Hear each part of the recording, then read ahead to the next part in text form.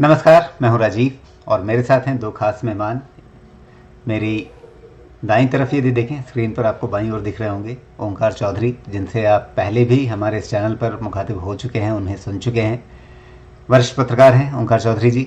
और मेरे साथ आज जुड़ रहे हैं रविशंकर जी, जो निदेशक हैं भारतीय सभ्यता संस्थान के। तो आपका दोनों मेहमानों का बहुत बहुत स्वागत है। और आज की हमारी थैंक यू। चर्चा का विषय है राहुल गांधी की वो नई खोज, जो बार बार वो जिक्र करते हैं कि हिंदू अलग होता है और हिंदुत्व अलग होता है। तो क्या मायने हैं इसके, ज़रा समझेंगे हम इसको। क्या भाषा के हिसाब से, व्याकरण के हिसाब से और हिंदू एवं हिंदुत्व इनकी परिभाषाओं के हिसाब से हिंदुत्व शब्द जिस तरह से इस्तेमाल किया जाता रहा है भारतीय सनातन परंपरा में और इस देश की राजनीति में, तो क्या वास्तव में इस देश की राजनीति हिंदू और हिंदुत्व में कुछ अंतर करती रही है? इन सब की हम बात करेंगे। और चूंकि यह राजनीतिक मसला है, एक राजनीतिक रैली में यह बात कही गई है, तो ओंकार चौधरी जी, सबसे पहले मैं आपसे शुरुआत करना चाहूँगा कि आखिर राहुल गांधी को यह खोज करने की ज़रूरत क्यों पड़ती है बार बार कि हिंदू अलग होता है, हिंदुत्व अलग होता है। और सिर्फ अलग नहीं होता है, वो इसे विपरीत बताते हैं कि हिंदू और हिंदुत्व एक दूसरे के विपरीत हैं। यह कैसे विपरीत हो जाता है? ये तो एक्चुअल में क्या है राजीव भाई, उनका दिव्य ज्ञान है। ये एक अद्भुत बालक पैदा हुआ है गांधी नेहरू परिवार में, जो किसी भी विषय की जानकारी नहीं रखता है, यानी किसी भी विषय का विशेषज्ञ नहीं है और बहुत भारी विशेषज्ञ है। हर विषय पर वो ज्ञान परोसने की कोशिश करते रहे हैं। 2004 में पहली बार ये मेंबर ऑफ पार्लियामेंट बने और इस बार तो चौथी बार मेंबर ऑफ पार्लियामेंट है। कहने को वो 51 साल के हैं, लेकिन अभी उनका जो बालपन है, जो बाल सुलभ उनकी अदाएं हैं या हरकतें हैं, वो पूरा देश और अब तो दुनिया भी देखती है और आनंद की अनुभूति प्राप्त करती है। आज सोशल मीडिया पर उनके इस भाषण के बाद मैं देख रहा था तरह तरह की टिप्पणियां। कोई इसको कॉमेडी शो कह रहा था, तो कोई दूसरे तरीके से इसके मजे ले रहा था। जिस तरीके से वो ड्रामेटिक अंदाज में बता रहे थे कि जो हिंदुत्ववादी होते हैं वो किस तरीके से पीठ पर चाकू से वार करते हैं, और जो हिंदू होते हैं वो किस तरीके से सामने से यानी सीने पर चाकू का प्रहार करते हैं, वो एक सुरक्षा कर्मी के साथ उसके पास जाकर के ये सब करके बता रहे थे। तो जनसभा में लोग उसका भरपूर आनंद ले रहे थे, और चूंकि टेलीविजन चैनलों पर भी प्रसारण था, तो जो बाकी देश की जनता थी वो भी आनंद की अनुभूति प्राप्त कर रही थी। कई बार जो कपिल शर्मा शो होता है वो तो चूंकि शनिवार रविवार को होता है और रात्रि में होता है, 9:30 बजे के आसपास होता है, तो बहुत सारे लोगों को उस शो की दिन में ही प्राप्ति हो गई, आनंद की प्राप्ति हो गई। और उन्होंने देखा कि साहब, एक ऐसी पार्टी का नेता जिस पार्टी ने इस देश पर 50-55 वर्ष तक शासन किया है, राज किया है, वो पार्टी और उस पार्टी की लीडरशिप किस अधोगति को प्राप्त हो रही है। वो हिंदू की, हिंदुत्व की, हिंदुत्ववादियों की बात क्यों कर रहे हैं, हम और आप तो नहीं समझ सकते हैं, लेकिन जो उनके लिए स्ट्रेटेजी बना रहे हैं, रणनीति बना रहे हैं, उनको तो पता है। और कहीं पर निगाहें कहीं पर निशाना वाली जो कहावत हम सुनते आए हैं, मुझे लगता है कि वो जयपुर से लखनऊ को और उत्तर प्रदेश को साधने की कोशिश कर रहे थे, क्योंकि उनकी बहन प्रियंका वाड्रा अकेले ही जंगे मैदान में लड़की हूं, मैं लड़ सकती हूं नारा देकर के जो वो आजकल लगी पड़ी हैं और तरह तरह की लोक लुभावन घोषणाएं कर रही हैं। उनको भी पता है, राहुल गांधी को भी पता है, पूरी कांग्रेस को पता है कि 70 बीघा जमीन में कहीं दूर दूर तक कोई पौधा जो है वो उगता हुआ दिखाई नहीं दे रहा है। 2012 में कांग्रेस को वहां पर कुल मिलाकर के 27-28 सीटें मिली थी। 2017 में 7 रह गई थी। और इस बार लोग शर्त लगा रहे हैं कि 2 फिगर में तो इस बार भी कांग्रेस नहीं आएगी। भले ही प्रियंका वाड्रा जो है वो कितनी लोक लुभावनी घोषणाएं कर रही हों, 40% महिलाओं को टिकट दे रही हों, स्कूटी से लेकर के पता नहीं क्या क्या उन्होंने घोषणाएं कर, क्योंकि उनको पता है कि ना नौमन तेल होगा ना राधा नाचेगी, ना हम सत्ता में आएंगे, ना हमें जितनी घोषणाएं हम कर रहे हैं वो पूरी करने की जरूरत पड़ेगी। अब लोगों ने पूछना भी शुरू कर दिया है कि ये महिलाओं पर इस हद तक मतलब मेहरबानी केवल उत्तर प्रदेश में क्यों? अब राजस्थान में भी इनकी सरकार है, छत्तीसगढ़ में भी है, पंजाब में भी है, महाराष्ट्र झारखंड में ये सहयोगी दल की भूमिका में है। वहां की महिलाओं ने कोई गुनाह कर रखा है क्या? वहां क्यों नहीं महिलाओं पर इतनी मेहरबानियां कर रहे हैं? तो जयपुर में जो हिंदुत्ववादी पीठ में छुरा, सीने पर छुरा, 2014 से हिंदुत्ववादी हैं, हिंदुओं को लाओ, हिंदुत्ववादियों को हटाओ, मतलब वो सब कुछ कह करके वो सीधे सीधे संदेश देना चाहते हैं उत्तर प्रदेश के मुसलमानों को कि देखो हम जो हैं वो नरेंद्र मोदी को सबसे ज्यादा गाली दे रहे हैं, आरएसएस को हम सबसे ज्यादा गाली दे रहे हैं, इसलिए आप अखिलेश यादव की तरफ मत जाओ, असदुद्दीन ओवैसी की तरफ मत जाओ, भाई हमारे पास आओ, देखो ना हम कितना पसीना बहा रहे हैं, हम महंगाई हटाओ के नाम पर रैली कर रहे हैं, पर महंगाई हटाओ पर केवल एक सेंटेंस बोल रहे हैं और पूरे भाषण में केवल हिंदुत्ववादी, चाकू छुरे, ये वो सब जितना वो कह सकते हैं वो सब कर रहे हैं। तो राजीव जी, इनकी जो पीड़ा है, इनका जो दर्द है और जिसको ये संदेश देना चाहते हैं वो हमें समझने की जरूरत है। बाकी तो हिंदू से ही तो हिंदुत्व बनता है, हिंदू से ही तो हिंदुत्ववादी बनते हैं, हिंदू से ही तो हिंदुत्व जो हिंदुइज्म की जिसको कहते हैं वो बनता है। तो पता नहीं कौन सी डिक्शनरी खोल के बैठे हुए हैं, कोई इटली से आई है, यूरोप से आई है, कहाँ से आई है, जिसमें से ये शब्द ढूंढ रहे हैं और फिर उनके अपने हिसाब से जो है वो उनकी व्याख्या कर रहे हैं। मतलब देश की समझ में तो नहीं आ रहा है। इनकी जो हिंदुत्व की थियरी है, जो ज्ञान है, ये हिंदू ही नहीं समझ पा रहे हैं। मतलब हिंदू जो है वो कितना मूर्ख है कि राहुल गांधी उनको लगातार समझाने की कोशिश कर रहे हैं पर वो कांग्रेस को वोट नहीं दे रहे हैं, वो नरेंद्र मोदी को वोट दे रहे हैं। तो समझ में नहीं आता कि ये लोग राजनीति क्या कर रहे हैं, क्या कहना चाहते हैं।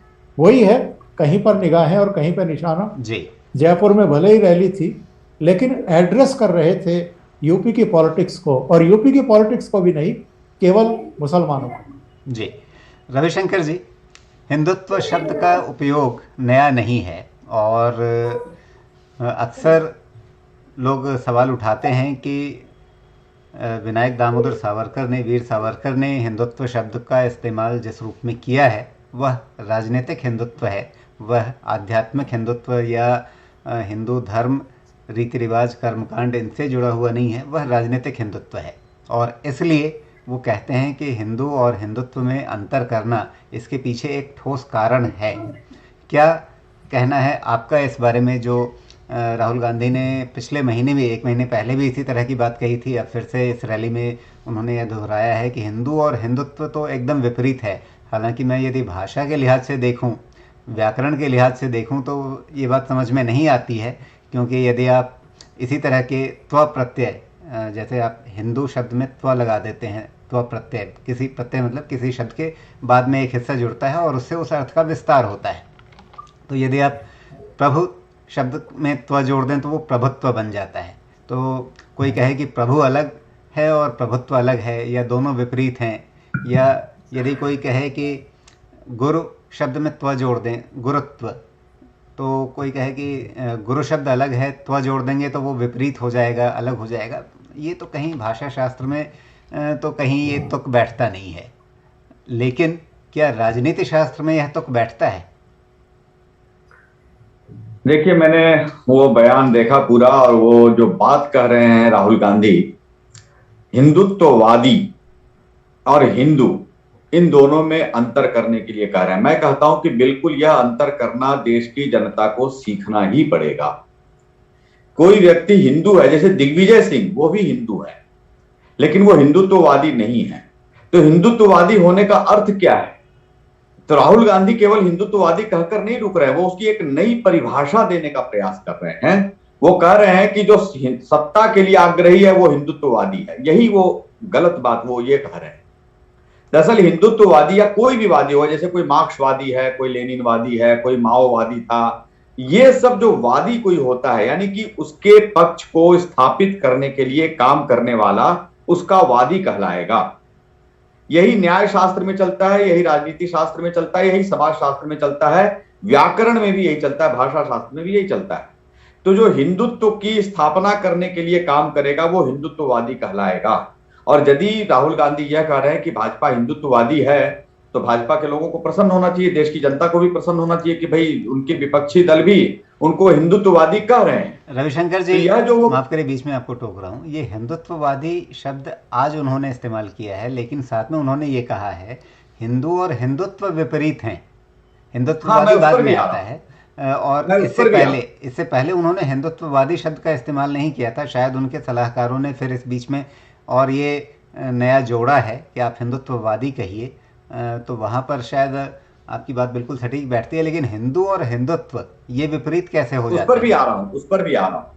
हिंदुत्व भी, अब जैसे आपने पहले ही कह दिया प्रभु से प्रभुत्व बना, तो जब प्रभु गलत नहीं है तो प्रभुत्व कैसे गलत होगा? ठीक यही बात है। हिंदू में जब दो प्रत्यय हम लगाएंगे, किसी भी शब्द में लगाएंगे, तो उसका अभिप्राय यह होता है कि उसका जो सार है, यानी किसी को हिंदू कैसे कहेंगे? यदि उसके अंदर हिंदुत्व होगा तो इसको हिंदू कहेंगे। हिंदुत्व होगा ये कैसे हम पहचानेंगे? तो हिंदू होने की कुछ पहचान है, वह पहचान उसके अंदर झलकनी चाहिए, वह प्रकट होनी चाहिए। तो वह हिंदू होने की पहचान क्या है? क्या ये कांग्रेस को पता है? क्या ये राहुल गांधी को पता है? जब उनको ये पता ही नहीं है तो हिंदुत्व क्या क्या अर्थ होगा ये उनको नहीं बता सकते हैं। दूसरी बात जो आपने कही कि सावरकर की जो परिभाषा है वो राजनीतिक परिभाषा है, वो आध्यात्मिक परिभाषा नहीं है, तो प्रश्न उठता है कि हिंदुत्व को आपको आध्यात्मिक परिभाषा चाहिए क्यों? भारत ने कब कहा कि वह केवल एक आध्यात्मिक देश है? ये तो हमने कभी कहा ही नहीं। हमारे वेद कहते हैं सहस्रहस्त्र संकिरा, 100 हाथों से जमा करो। हम तो अध्यात्म के में ऐश्वर्य, परम ऐश्वर्य की बात करने वाले लोग हैं। परम भौतिक समृद्धि को प्राप्त करने के बाद कुछ बात होती है। तो आध्यात्मिक केवल अर्थ किया जाए ये कहीं आवश्यक नहीं है। हिंदुत्व होगा, सनातन धर्म होगा, किसी की भी बात करेंगे वह केवल आध्यात्मिक अर्थ में नहीं है, तो वह सामाजिक अर्थ में भी है। आखिरकार ऋग्वेद कहते हैं संगच्छध्वम संवदध्वम संभो मनांसी जानताम, ये अध्यात्म के लिए नहीं है।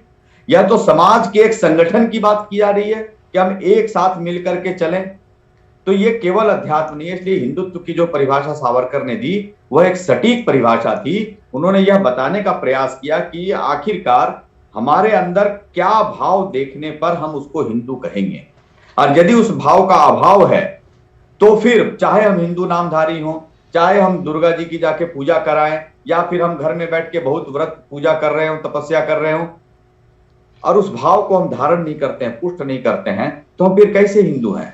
तो दो बातें आती हैं जो मैं इसमें जोड़ना चाहता हूं। पहली चीज है कि एक व्यक्तिगत रूप से हिंदू होना, जिसकी ओर वो जिक्र कर रहे हैं राहुल गांधी की, व्यक्ति को हिंदू होना चाहिए। लेकिन दूसरा एक अभिप्राय प्रकट होता है कि क्या हम सामूहिक रूप से उसकी प्रतिष्ठा के लिए भी प्रयासरत हैं? मैं घर में तो पूजा पाठ करता हूं और बाहर जाकर के मैं ठीक इसके विपरीत आचरण करता हूं।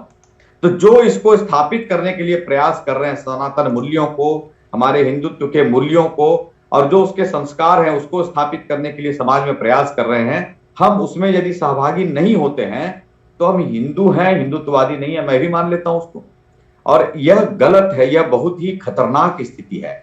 और इसके लिए एक बहुत विद्वान हैं, सब बहुत बड़े समाज शास्त्री हैं, प्रोफेसर रामेश्वर प्रसाद मिश्र पंकज, वो कहते हैं कि ऐसे लोगों को हिंदू नहीं कहा जाना चाहिए। जैसे जितने सेक्युलर हैं, घर में वो हिंदू बनते हैं, बाहर आते ही वो सेक्युलर हो जाते हैं, उनको हिंदू की परिभाषा से बाहर किया जाना चाहिए, क्योंकि वो सार्वजनिक जीवन में स्वयं को हिंदू के रूप में प्रदर्शित नहीं करना चाहते। और राहुल गांधी भी यही कहना चाह रहे हैं कि मैं घर में आप हिंदू रहिए, बाहर में आप हिंदुत्व का प्रदर्शन मत करिए। यह एक जो दोहरापन वो प्रकट कराना चाहते हैं, यह दोहरापन ही इस देश को नष्ट कर रहा है। भारत में जो भी आज भारत की छवि, एक जैसे एक उदाहरण देता हूं, भारत में स्थापत्य के एक से एक उदाहरण है, एक से एक उदाहरण है, बल्कि कतिपय उदाहरण तो ऐसे हैं, जबरदस्त हैं, जिनको देख के अच्छे से अच्छा व्यक्ति अचंभित हो जाए। लेकिन सातवां वंडर किसको कह दिया गया? एक ऐसे भवन को कहा गया जो कहीं से भी सातवां आश्चर्य नहीं है। आप ये जो भावना आती है, ये जो विषय उठता है, ये इसलिए उठता है कि जो वास्तविक भाव है हिंदुत्व का, उसको दबाने का कहीं प्रयास चल रहा है। राहुल गांधी भी यह कह करके उसी बात की पुष्टि कर रहे हैं, वो हिंदुत्व को कहीं ना कहीं दबाना चाहते हैं, हिंदुओं को दबाना चाहते हैं। और जब वो कहते हैं व्यक्तिगत रूप से तो आप हिंदू रहो, सार्वजनिक रूप से मत रहो, तो क्रमशः वह व्यक्तिगत रूप से भी हिंदुत्व को नष्ट करना चाहते हैं। उनकी जो बातें हैं वो चाइल्डिश नहीं है, वो बालपन वाली नहीं है, वो बहुत खतरनाक हैं। वो इस देश के लिए खतरनाक है, हिंदुत्व के लिए तो खतरनाक है ही। जी ओंकार जी, क्या कांग्रेस की हालत वो वाली है कि आप को सज़ा मिली कोड़े खाने की, आपने कहा नहीं हम प्याज खा लेते हैं, फिर प्याज खाने चले, बीच में आप दोबारा कोड़े खाने के लिए तैयार हो गए, तो फिर आपने 100 कोड़े भी खाए और 100 प्याज भी खाए। मतलब कांग्रेस कभी हिंदुत्व की ओर झुकना चाहती है, कभी अपने आप को सबसे सेक्युलर दिखाना चाहती है, और इस चीज़ में ना वो हिंदू बन पाती है और ना सेक्युलर रह पाती है। एक बार पंजाब के मुख्यमंत्री बेअंत सिंह अपने काफिले के साथ कहीं जा रहे थे। जाहिर है चीफ मिनिस्टर का काफिला था, तो उनके साथ टॉप ब्यूरोक्रेट भी थे, उनके कुछ मंत्री भी थे, उनके कुछ पार्टी पदाधिकारी भी थे, आगे एस्कॉर्ट भी चल रहा था। तो अचानक, अच्छा गर्मी का मौसम था, भीषण गर्मी थी, सड़क भी तप रही थी। अचानक एक हिरण जो है वो उनके काफिले के आगे आ गया और वो हिरण सड़क पर भागने लगा। अब वो कभी दाएं तरफ भागता था, कभी बाईं तरफ भागता था, और थोड़ा सा आगे जाकर के वो चपेट में आया और वहीं गिर गया वो। तो काफिला रुक गया, मुख्यमंत्री ने अपनी गाड़ी रुकवाई तो सब रुक गए। अब वो नीचे उतरे, जाकर के उस हिरण के पास खड़े हो गए और किसी ने पानी वानी उसके मुंह में डाला, हिरण के, जो घायल हो गया था बुरी तरह से, और देखते ही देखते उनके खड़े खड़े ही उसने दम तोड़ दिया। तो मुख्यमंत्री ने पूछा, जितने वहां लोग खड़े हुए थे, कि ये वाहन की चपेट में क्यों आया और ये क्यों मरा? अब कोई कुछ कह रहा था, कोई कुछ कह रहा था। तो चीफ मिनिस्टर ने कहा कि नहीं, ये एक्चुअल में दिशा नहीं पकड़ पाया, ये तय नहीं कर पाया कि मुझे जाना किधर है, ये कंफ्यूज हो गया, कभी बाईं तरफ जा रहा था, कभी दाईं तरफ भाग रहा था, और इस चक्कर में ये दुर्घटना का शिकार हो गया। तो कांग्रेस की हालत उस हिरण जैसी है, वो समझ ही नहीं पा रही है। चुनाव आते हैं तो प्रियंका गांधी वाड्रा भी अपने को हिंदू भक्तनी घोषित कर देती है, जाकर के बाबा विश्वनाथ के मंदिर में पूजा अर्चना करती है, एक और मंदिर में पूजा अर्चना करती है। राहुल गांधी भी वैष्णो माता के दर्शन करने के लिए निकल जाते हैं, फिर खीर भवानी के मंदिर में जाते हैं। इसके अलावा हमने उनको मानसरोवर की कैलाश यात्रा करते हुए भी देखा था। फिर दक्षिण के एक मंदिर में वो जिस तरीके से अर्धनग्न अवस्था में थे और धोती को किस तरीके से समेट रहे थे, कैसे कैसे वो चल रहे थे, उससे सब लोगों की समझ में आ रहा था कि ये सिर्फ कैमरों के लिए किया जा रहा है, ये सिर्फ एक मैसेज देने के लिए किया जा रहा है। बाकी तो पूरे साल जो है हिंदुओं के पर्व आते रहते हैं, कई पवित्र दिन आते हैं, तब तो नहीं दिखाई देते उनकी बहन भी, लेकिन उनके भाई भी। प्रश्न ये है कि कांग्रेस के रणनीतिकारों को भी ये अच्छे से पता होगा कि हिंदुत्व वो पिच है जिस पर भाजपा सबसे मजबूत है, तो फिर भाजपा की ही पिच पर खेलने के लिए कांग्रेस की ऐसी बेकरारी, राहुल गांधी की ऐसी व्यग्रता क्यों है? क्योंकि वो शायद इस सच को समझ चुके हैं कि उनकी पार्टी से, उन लोगों से बहुत बड़ी भूल हो चुकी है, बहुत बड़ी गलतियां हो चुकी हैं। देखिए, बेसिकली कांग्रेस का जो बेस वोट बैंक था वो क्या था? ब्राह्मण थे, दलित थे, मुस्लिम थे। चूंकि इनके पास ब्राह्मण और दलित थे, इसलिए मुस्लिम भी मिलते थे। जो विवादित ढांचे का ध्वंस हुआ, PV Narasimha Rao prime minister थे, तब जो इनका मुस्लिम वोट बैंक था वो खिसक गया। उससे पहले जब DS4 और बीएसपी बना, और जब बहुत आक्रामक मुद्रा में काशीराम ने और मायावती ने अभियान शुरू किया और ये बताना शुरू किया दलितों को कि साहब, इस कांग्रेस ने कभी आपके लिए कुछ नहीं किया, आपके मान सम्मान के लिए भी कुछ नहीं किया, आपकी आर्थिक सामाजिक दशा सुधारने के लिए भी कुछ नहीं किया, तो वो भी शनै शनै ही सही लेकिन इनसे अलग हो गए। और जब अटल जी का प्रादुर्भाव हुआ भारतीय जनता पार्टी में, वो अध्यक्ष भी बने, फिर प्राइम मिनिस्टर भी बने, तो बहुत बड़ा ब्राह्मणों का भी हिस्सा भारतीय जनता पार्टी की तरफ चला गया। और एक समय तो ये था ना, हमारे और आपके देखते देखते भारतीय जनता पार्टी में बहुत बड़ा बदलाव हमें सामाजिक तौर पर देखने को मिला है। पहले तो भारतीय जनता पार्टी को बनियों ब्राह्मणों की ही पार्टी कहकर के संबोधित किया जाता था, या शहर बेस पार्टी संबोधित किया जाता था। पर धीरे धीरे हमने बाकी वर्गों को भी उसमें आते हुए देखा है। और चूंकि भारतीय जनता पार्टी इनकी नजर में एक हिंदुत्ववादी पार्टी में तब्दील हो गई, तो इनको लगा कि उसको काउंटर करने के लिए हम फिर से मुसलमानों को आकर्षित करना शुरू करें, उनको वापस लाने की कोशिश करें। और ये जो तुष्टीकरण की नीति, जिसमें मनमोहन सिंह सरकार ने कहा था कि देश के संसाधनों पर पहला हक अल्पसंख्यकों का है, मुसलमानों का है, मतलब उससे ज्यादा पतन की बात और क्या हो सकती है। तो ये लगातार अपने ही बनाए चक्रव्यूह में फंसते हुए चले गए और अब उससे निकल नहीं पा रहे। संकट सबसे बड़ा क्या हुआ है?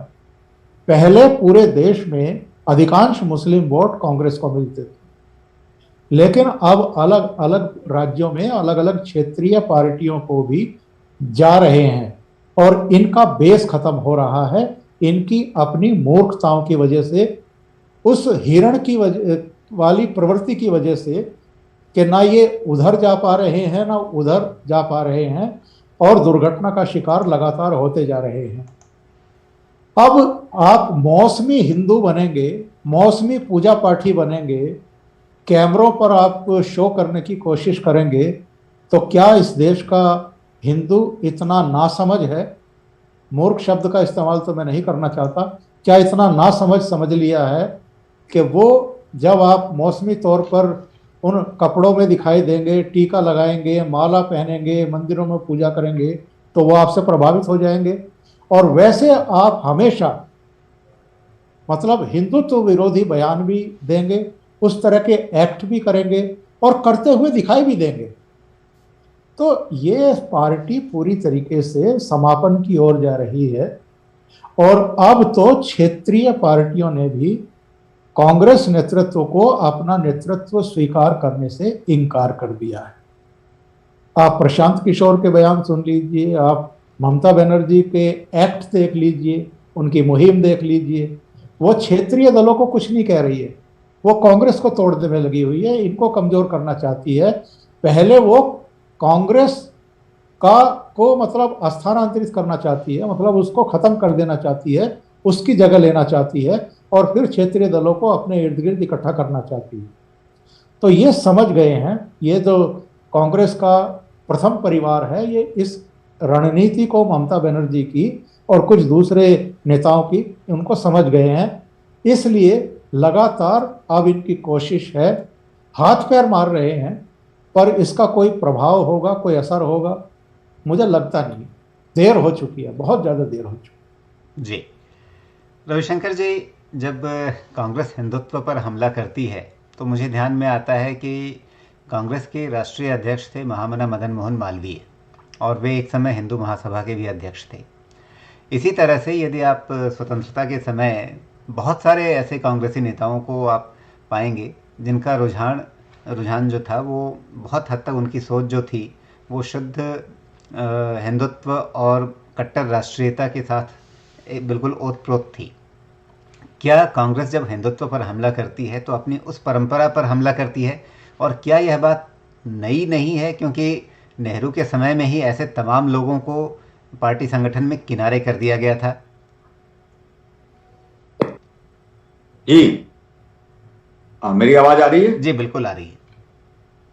हाँ, देखिए, जब आप इतिहास पढ़ेंगे तो कांग्रेस में आपको केवल स्वाधीनता से पहले नहीं बल्कि स्वाधीनता के कुछ हद तक बाद तक भी, लगभग 60 के दशक तक, 70 के दशक तक ऐसे नेता मिलेंगे जो प्रबल हिंदुत्ववादी नेता थे। बल्कि मैं बताऊं, वर्ष 2003 में मैंने एक मंच पर लालकृष्ण आडवाणी और बसंत साठे दोनों को खड़े देखा है और उनको सुना है।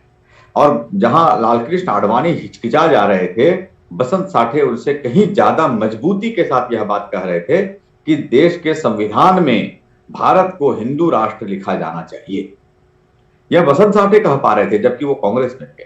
तो कांग्रेस में ऐसे हिंदुत्ववादी नेता बड़ी संख्या में एक समय में थे। रघुनाथ सिंह का मैं नाम तमाम लूंगा। लोगों को कांग्रेस नेतृत्व ने क्रमशः उनकी जड़ें काटी, क्रमशः खत्म किया, उनको हाशिए पर रखा और उनको कभी भी अपने पॉलिसी मेकिंग में नहीं आने दिया। उन्होंने यह प्रयास किया कि ऐसे सभी, जो राहुल गांधी कह रहे हैं ना, हिंदुत्ववादियों को दूर रखना है, तो ऐसे जो वास्तव में हिंदुत्व के समर्थक थे, जो उनके मूल्यों को स्थापित करने के लिए प्रयासरत थे, कांग्रेस में भी थे और बहुत ही टॉल लीडर्स थे, बड़े नाम थे। कन्हैयालाल मानिकलाल मुंशी को आप देख लीजिए, राजर्षि पुरुषोत्तम दास टंडन को देख लीजिए, तो बड़े नाम है ये, लेकिन इनको पूरी तरह उपेक्षित किया गया, समाप्त किया गया। और आप बाद में भी देखिए, जब ये सारे प्रयास हो रहे हैं, जैसे कि कांग्रेस कितना भी आज कहे हिंदुत्व दिखने की कोशिश करे, एक एनसीईआरटी की पुस्तकें काफी हैं, मनुष्य कोई भी व्यक्ति पढ़ेगा और वो समझ जाएगा कांग्रेस का चाल चरित्र और चेहरा क्या है। जितना घोर हिंदू विरोधी बातें अर्जुन सिंह ने अपने कार्यकाल में एनसीईआरटी पुस्तकों में लिखवाई, उससे ज्यादा कोई कर नहीं सकता था। तो वह पुस्तकें इस बात का ज्वलंत प्रमाण है कि इनके अंदर कितना हिंदू द्वेष भरा पड़ा। और मैं एक उदाहरण देना चाहता हूं, वर्ष 2019 का जो लोकसभा चुनाव हो रहे थे, और उस समय राहुल गांधी का पहला इंटरव्यू लेने गए रवीश कुमार। और रवीश कुमार का पहला सवाल क्या था, आप देखिए। रवीश कुमार का पहला सवाल था, बहुसंख्यक आतंकवाद के खिलाफ आप ज्यादा मुखर नहीं है, क्यों? ये क्या होता है बहुसंख्यक आतंकवाद? रवीश कुमार कहां से उठा करके लाए थे? और राहुल गांधी कह रहे नहीं, मैंने तो इस विषय को उठाया है, वास्तव में जो उनके पक्ष के लोग हैं, जो उनके विपक्ष के लोग हैं, सभी जानते हैं आज कांग्रेस कितना भी दम भरे हिंदुत्व का, उसने प्रारंभ से हिंदुत्ववादियों को, जो वास्तव में इस देश की आत्मा को समझते थे, जो इस देश की आत्मा को पहचानते थे और उसको स्थापित करने के लिए प्रयासरत थे, चाहे वो तिलक से लेकर के, एनी बेसेंट से लेकर के रघुनाथ सिंह, कन्हैयालाल मानिकलाल मुंशी और बसंत साठे तक की एक परंपरा है, उस पूरी परंपरा की उन्होंने उपेक्षा की, उनको दरकिनार किया, उनको किनारे किया। और आप खुद विचार कीजिए, जनसंघ के संस्थापक श्यामा प्रसाद मुखर्जी कांग्रेस से ही तो निकल करके आए, और उनको कांग्रेस छोड़नी भी तो इसीलिए पड़ी क्योंकि वहां पर वो, उनका जो विचार थे वो घुटन महसूस करते थे। तो कांग्रेस आज किसी भी सूरत में हिंदुओं के पक्ष में तो नहीं दिख सकती। यदि वो खुद को हिंदू दिखाने का प्रयास करती है, इससे ज्यादा वो हास्यास्पद कोई स्थिति नहीं हो सकती। लोग हंसते हैं, मजाक उड़ाते हैं, और हिंदुत्ववादी तो वो दिखलाना चाहती भी नहीं है। वो हमेशा मुसलमानों के तुष्टीकरण में वो हमेशा व्यस्त रही है। ऐसा नहीं है कि इससे मुसलमानों का कोई वास्तविक भला हो जाएगा।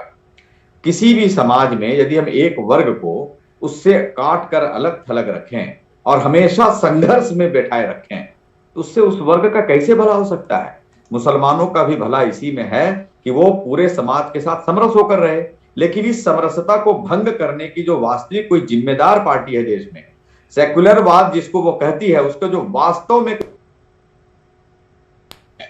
कांग्रेस के कारण यह देश जो आज जो एक सामाजिक विद्वेष की ओर बढ़ा है, जातीय विद्वेष, सांप्रदायिक विद्वेष जो देश में बढ़ा है, इसके सबसे प्रमुख जिम्मेदार कांग्रेस पार्टी है और यही नेता हैं। तो राहुल गांधी को तो हम लोग इसलिए धन्यवाद करते हैं कि वो जिस ढंग से इस बातों को कहते हैं, जनता तुरंत समझ जाती है कि वास्तव में ये कहना क्या चाह रहा है और उसका आनंद लेती है। जैसा शुरू में ही अभी हमारे जो साथ में हैं वो कह रहे थे कि वो उस पूरे प्रसंग से जनता मनोरंजन कर रही थी। जैसे कपिल शर्मा शो तो कभी कभी आता है, राहुल गांधी का शो कभी भी आ जाता है। जी ओंकार जी, बीच में आपने एक जिक्र किया कि चुनाव तो उत्तर प्रदेश में है, उसको ध्यान में रख करके राहुल गांधी जयपुर में बोल रहे हैं, तो सीधे उत्तर प्रदेश में जाकर के क्यों नहीं बोल दिया उन्होंने? ये इस तरह की रैली जो है ये उत्तर प्रदेश में ही करते, सीधे वहीं पर हिंदुत्व से दो दो हाथ करते। पहले मैं रविशंकर जी का जो वक्तव्य था उसमें एक बात और जोड़ देता हूँ। सबसे बड़ा उदाहरण तो तब देखने को मिला था जब सोमनाथ मंदिर को समर्पित किया जाना था। डॉक्टर राजेंद्र बाबू वहां जा रहे थे और जवाहरलाल नेहरू ने उनको रोकने का हर संभव प्रयास किया और जब वो नहीं रुके थे तो उन्होंने क्या किया था कि पीआईबी से प्रेस नोट तक जारी नहीं होने दिया था, रेडियो से उनका भाषण प्रसारित नहीं होने दिया था। तो आप मतलब बहुत बड़े बड़े कांड इन लोगों ने कर रखे हैं जो ये बताने के लिए, प्रतिष्ठापित करने के लिए पर्याप्त है कि इनकी सोच शुरू से क्या रही है हिंदुओं को लेकर के, हिंदुत्व को लेकर के, हिंदू संस्कृति को लेकर के, और जो विरासत में हमको मिला है अगर उसको प्रतिष्ठापित किया जा रहा है। भाई सोमनाथ मंदिर को कितनी बार ध्वंस किया गया, कितनी बार विध्वंस किया गया और कितनी बार वो खड़ा हुआ, भव्यता के साथ खड़ा हुआ। तो डॉक्टर राजेंद्र बाबू जो है वो इस बात के लिए पूरी तरीके से एडामेंट थे, समर्पित थे कि मुझे जाना ही है ये, और सच्चा राष्ट्रवाद यही है। तो जवाहरलाल नेहरू ने उसका विरोध किया था। जहां तक बात है कि उत्तर प्रदेश में जाकर के वो क्यों नहीं ये बात कहते, तो भाई जिस उत्तर प्रदेश ने राहुल गांधी को इतना बड़ा घाव दिया हो, इतना बड़ा जख्म दिया हो, 2019 में उनको इतना बेइज्जत करके विदा किया हो अमेठी से, वहां जाने से वो पहले 10 बार सोचते हैं।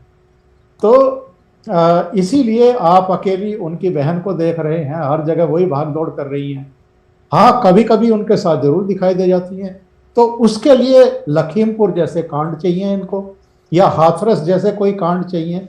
जो दुर्भाग्यपूर्ण घटनाएं मैं मानता हूं वो हर राज्य में होते हैं, केवल उत्तर प्रदेश की बात नहीं है कि लखीमपुर खीरी केवल उत्तर प्रदेश में हो रहा है या हाथरस केवल उत्तर प्रदेश में हो रहा है। पड़ोस के अगर राज्य में जहां वो आज थे, राजस्थान, उसी में अगर देख लें तो महिलाओं पर सबसे ज़्यादा यौनाचार की वारदातें, बलात्कार की वारदातें, महिलाओं के खिलाफ हर तरह के अपराध, चाहे दहेज उत्पीड़न हो, चाहे दूसरे तमाम तरह के कार्यस्थल पर उनके यौन उत्पीड़न की बात हो, सबसे ज़्यादा तो राजस्थान में दर्ज किए जा रहे हैं। एनसीआरबी के रिकॉर्ड आप उठा करके देख लीजिए। लेकिन वहाँ नहीं जाएंगे क्योंकि वहाँ तो उनकी अपनी सरकार है, तो अपनी सरकार को थोड़ा एक्सपोज करेंगे। उनको तो पैर रखने की जगह उत्तर प्रदेश में चाहिए, जहाँ 1989 तक उनकी अपनी सरकार हुआ करती थी। पर 1989 के बाद आप जरा देख लीजिए, इनके कर्मों की वजह से आज पार्टी कहाँ पहुँच गई है। 2012 में 28 सीटें आई थी, 2017 में वो घट करके 7 रह गई जी। और इस बार तो लोग शर्त लगा रहे हैं इस बात की कि 7 भी आएंगी या नहीं आएंगी जी, क्योंकि जिस तरह का वातावरण वहाँ क्रिएट हो गया है उसमें मुझे नहीं लगता कि राहुल गांधी हिम्मत जुटा पाएंगे। हालांकि जाएंगे, सभाएं भी करेंगे, सारे काम होंगे, पर उसका कोई प्रतिफल इनको वहां मिलेगा मुझे तो कोई संभावना लगती नहीं। जी, यदि राहुल गांधी को उत्तर प्रदेश में सभाएं करनी चाहिए। जी रवि जी, मैं एक उससे लाभ होगा भाजपा को, उससे लाभ होगा उत्तर प्रदेश को। रवि जी, मैं एक प्रश्न करना चाहता हूँ आपसे। उसमें यह है कि जैसा अभी कुछ देर पहले ओंकार जी ने कहा कि जयपुर से संदेश दिया गया लखनऊ के लिए, और ये संदेश खासतौर पर मुसलमानों के लिए था कि हिंदुत्व के विरुद्ध में कांग्रेस ही लड़ रही है, इसलिए मुसलमान कांग्रेस के साथ आएँ। लेकिन मुझे तो लगता है कि शायद कहीं ये दूसरा संदेश है कि आप जो कांग्रेस का बचा खुचा जनाधार है, और वो ऐसा जनाधार जो यदि कांग्रेस ना हो तो फिर वो भाजपा की तरफ जा सकता है, इसलिए मतलब संदेश क्या उसके लिए है कि भाई आप हिंदू हैं, अच्छी बात है, हिंदुत्ववादियों की तरफ मत जाइए, हम कांग्रेस के लोग हिंदू ही हैं इसलिए हमारे साथ बने रहिए। और ऐसा कह के हिंदू, वो हिंदू जो शायद भाजपा के हिंदुत्व के आकर्षण में जा सकता है उसको रोका जाए? क्या रणनीति ये है जो 2019 में प्रियंका गांधी ने भी कहा था कि हम वोट काटना चाहते हैं, यानी उन्होंने स्वीकार कर लिया था कि 2019 के चुनाव में उनकी रणनीति वोट कटवा पार्टी की थी, और वही रणनीति इसीलिए इस बार भी उन्होंने किसी के साथ साझेदारी नहीं की, अकेले लड़ने का निर्णय किया है। तो उसका सीधा सीधा उद्देश्य क्या यह है कि कांग्रेस का वोटर जो आज उसके पास बचा खुचा रह गया है, यदि कांग्रेस न रहे तो वो वोटर शायद सीधे भाजपा के पास चला जाएगा, या दूसरे अर्थ में देखें कि भाजपा से जो नाराज है यदि वो किसी और पार्टी में जाएगा तो शायद सबसे पहली स्वाभाविक पार्टी कांग्रेस ही होगी। इसलिए यदि कांग्रेस बढ़ चढ़ करके आक्रामक तरीके से भाजपा पर हमला करे तो भाजपा के नाराज होने वाले लोग शायद उसकी ओर आ जाएंगे और इस नाते भाजपा को नुकसान होगा। क्या रणनीति उस तरफ जा रही है? ये रणनीति बिल्कुल है। डिवाइड एंड रूल ये अंग्रेजों की जो पॉलिसी थी, कांग्रेस उसकी उत्तराधिकारी है और उन्होंने इसको बखूबी पूरे कार्यकाल में 70 वर्षों के काल में उन्होंने इसको पूरा इसका अनुपालन किया है। मैं बताऊं, ये बात जो है ये इसलिए निराधार नहीं है क्योंकि इस पर मैं सोशल मीडिया पर देखता हूं एक बहुत बड़ा वर्ग खड़ा हुआ है और वो बड़ी प्रचंडता के साथ इस बात को रख रहा है कि भाजपा और संघ ये मूल विहीन है, ये हिंदुत्व के पक्षधर बनते हैं लेकिन वास्तव में हिंदुत्व के विरोध में कार्य कर रहे हैं। और एक बड़ा वर्ग खड़ा हुआ है जो संस्कृति की बात करता है, जो संस्कृत की बात करता है, जो सनातन परंपरा की बात करता है, सनातन धर्म की बात करता है, और वह निरंतर भाजपा और राष्ट्रीय स्वयंसेवक संघ और उसके बाकी संगठनों के खिलाफ निरंतर विष वमन में लगा रहता है। तो कांग्रेस इस बारे में मतलब कोई केवल रणनीति पर विचार नहीं कर रही है, वो इस पर एक्ट कर रही है, वो इस पर काम कर रही है। उसने अपने नुमाइंदे, अपने लोग इसमें छोड़े हुए हैं और वो बड़ी प्रबलता के साथ इस काम को कर रहे हैं। तो ये जो बात है कि हिंदू को यह एक संदेश देना कि हम भी हिंदू हैं, हम हिंदुत्ववादी नहीं हैं, हम हिंदू हैं, तो हम जो न्यूट्रल बनना चाहते हैं, जो आज की शिक्षा ने, देखिए जो भारत की आज की शिक्षा है, हमें इस चर्चा को यहाँ रोकना पड़ेगा, हमारा समय बिल्कुल समाप्त हो गया है। मैं केवल समाप्त कर रहा हूँ जी, बस एक लाइन। तो उस न्यूट्रल थोड़ा सा दिखने वाले हिंदू को खींचने का प्रयास है, वो कट जाए, टूट जाए। और वोट कटवा वाली बात आपने कही दी है जी, यही है। बहुत बहुत धन्यवाद ओंकार चौधरी जी और रविशंकर जी, आप दोनों का इस चर्चा में हिस्सा लेने के लिए। जी धन्यवाद, नमस्कार।